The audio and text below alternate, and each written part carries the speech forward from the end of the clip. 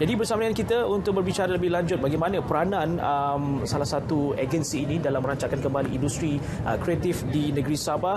Kita bersama dengan Puan Vivianti Sarjuni.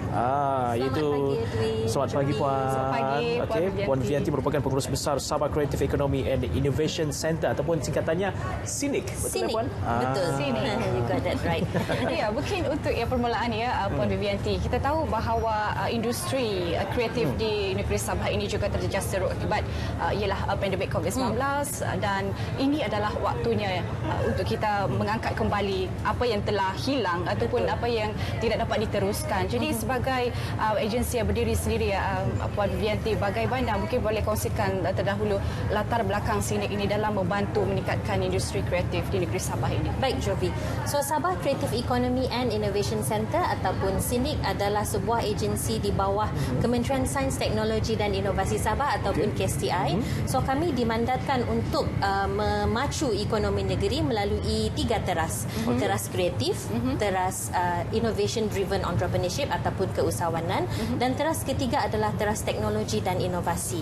So, kami ingin melihat bagaimana bakat-bakat di Sabah ini yang sangat talented boleh dilatih dan kemudian kita akan funnel ataupun salurkan bakat yang telah dilatih ini ke industri dan seterusnya dapat menjana pendapatan negeri. Ya, jadi kita telah ditubuhkan, kita telah diluluskan oleh Kabinet pada Ogos 2019 dan memulakan operasi pada, unfortunately during pandemic April 2020, tapi kita tetap juga mahu meneruskan dan syukur selepas 2 tahun telah banyak aktiviti yang kita lakukan walaupun kita dilanda pandemik. Ya, itu antara cabaran yang dihadapi lah. Seawal penubuhannya 2019, 2 tahun kita berhadapan pandemik, tapi walaupun 2 tahun itu kita berhadapan dengan pandemik, tapi itu tidak menghalang SINIC untuk terus mencari talent, mengembangkan usahawan dan sebagainya. Dan kalau kita lihat peranan SINIC itu sendiri, Puan, bagaimana cara untuk membantu mereka yang mempunyai bakat itu dikembangkan ataupun diangkat ke peringkat yang lebih tinggi lagi? Jadi SINIC bila memulakan operasi kami tidak mahu bekerja secara silo ataupun bersendirian. Jadi perkara pertama yang SINIC telah buat adalah mengenal pasti siapakah pemegang taruh ataupun stakeholder di dalam ekosistem yang dapat bersama-sama kami menggembling tenaga untuk melatih bakat-bakat kita. So itu langkah pertama di mana kita mahu melihat siapa stakeholder mungkin di peringkat kerajaan, corporate, higher learning institution ataupun community yang dapat membantu kita. Kemudian kita rangka program-program yang dapat melatih bakat-bakat kita ini dan ia perlu dilakukan secara konsisten dan secara menyeluruh. Konsisten maksudnya sentiasa rancaklah, setiap bulan adalah program. Tidaklah sebulan sekali, mungkin 3-4 kali sebulan, tapi kita hanya boleh membuat benda-benda macam ni dengan kerjasama dari agensi-agensi lain ataupun stakeholders yang lain lah. Tadi Puan Vivianti kata setiap bulan pasti ada program yang dilaksanakan. Yes, betul. Mungkin bukan 1 atau 2 tapi lebih. Mungkin boleh lanjutkan mengenai program yang dijalankan setakat ini untuk membantu. Betul. Okay, I'm happy that you asked that question, Jovi. Program-program kita ini adalah seperti bengkel, dan juga kita mungkin boleh kita akan connect, kita punya menghubungkan talent-talent kita kepada pelabur, dan kita juga bagi exposure kepada bakat-bakat kita. Contohnya, we will send them, kita akan hantar mereka ke Kuala Lumpur. Tahun ini saja kita akan hantar bakat-bakat kita ke Melbourne, Japan, Germany, dan kita juga ada menyediakan dana-dana kecil lah yang dapat memacu progress startup ataupun bakat-bakat kita ini. So ada banyak sebenarnya mentoring, kita ada coaching, kita ada macam-macam lagi, tapi tidak terhad kepada bengkel sahaja. Dan again, ia mestilah dilakukan secara berterusan, tidak boleh berhenti-henti. Baik.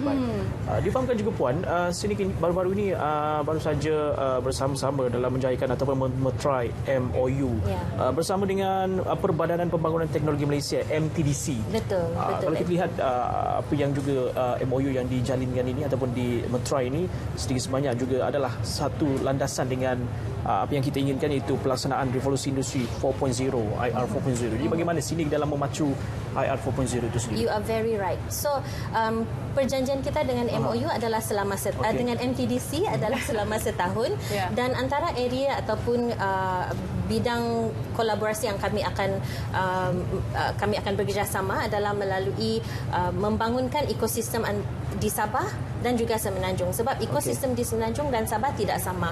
Jadi kita akan melihat area-area yang perlu bantuan dan kita juga ingin melihat bagaimana kita dapat menghubungkan MTDC dengan usahawan-usahawan SME, micro SME, kita punya micro SME di Sabah ini dan melihat macam mana mereka boleh transfer of knowledge or transfer of skill, transfer of technology kepada usahawan-usahawan kita di Sabah. So sebenarnya ada banyak lagi area of collaboration, tetapi itu antara yang utamalah.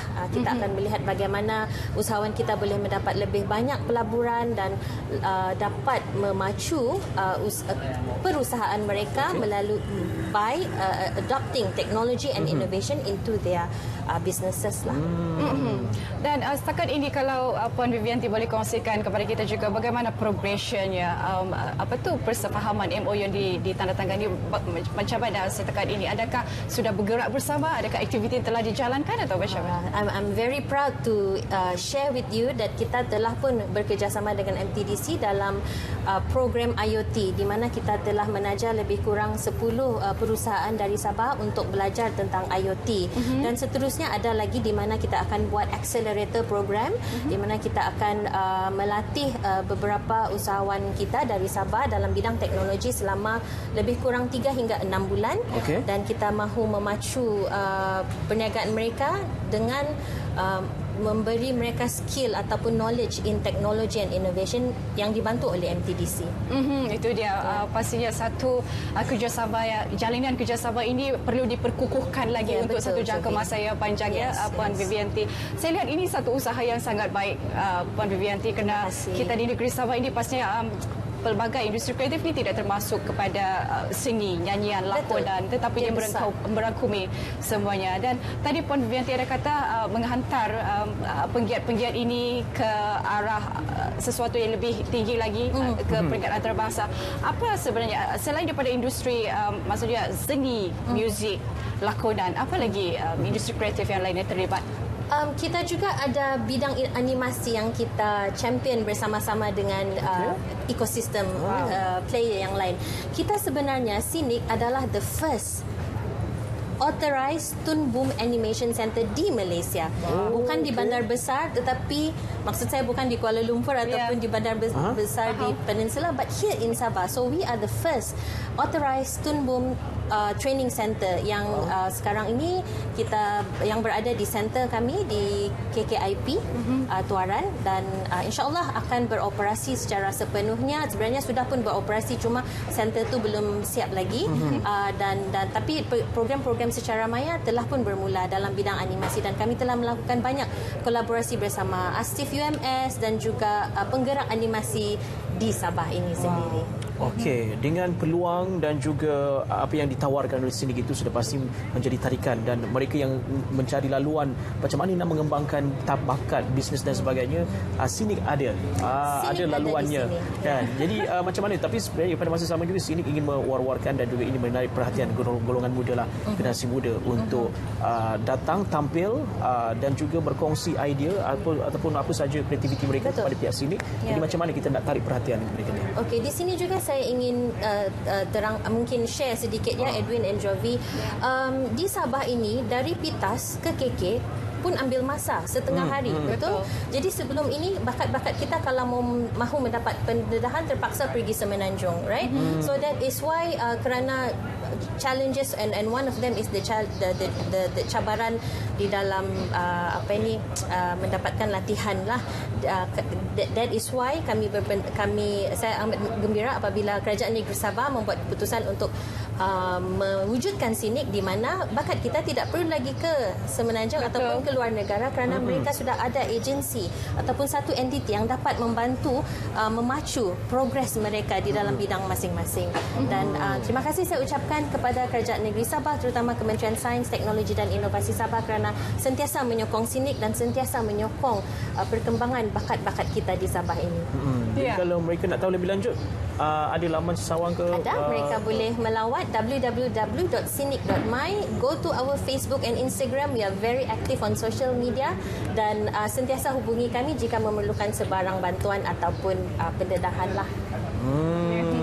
Banyak program ditawarkan dan sini pun bersedia untuk menerima siapa sahaja yang mempunyai bakat dan mereka yang berhasrat untuk mengembangkan bakat bukan sahaja dalam negara tapi macam tadi Puan nyatakan pergi Jerman, pergi luar negara di Eropah. Kita perlukan exposure, kita perlukan pendedahan supaya bila balik ke Sabah kita dapat appreciate different perspektif dan kita dapat melihat bagaimana kita dapat membangunkan negeri ini yang besar dengan 3 juta penduduk. We need a different approach to membangunkan Sabah. Ya, ini berita gembira sebenarnya untuk penggiat industri kreatif di negeri Sabah ini yang mungkin sebelum ini tidak tahu di mana saluran yang betul, bagaimana untuk mendapatkan bantuan. Inilah dia kita tampilkan dari Sinik sendiri untuk kongsikan kepada kita kerana di negeri Sabah ini sebenarnya kita mempunyai banyak peluang cuma mungkin kita tidak tahu bagaimana. Jadi pendedahan macam inilah yang kita bawakan pada anda supaya anda pun tahu rupanya ada Sinik yang bersedia untuk membantu anda.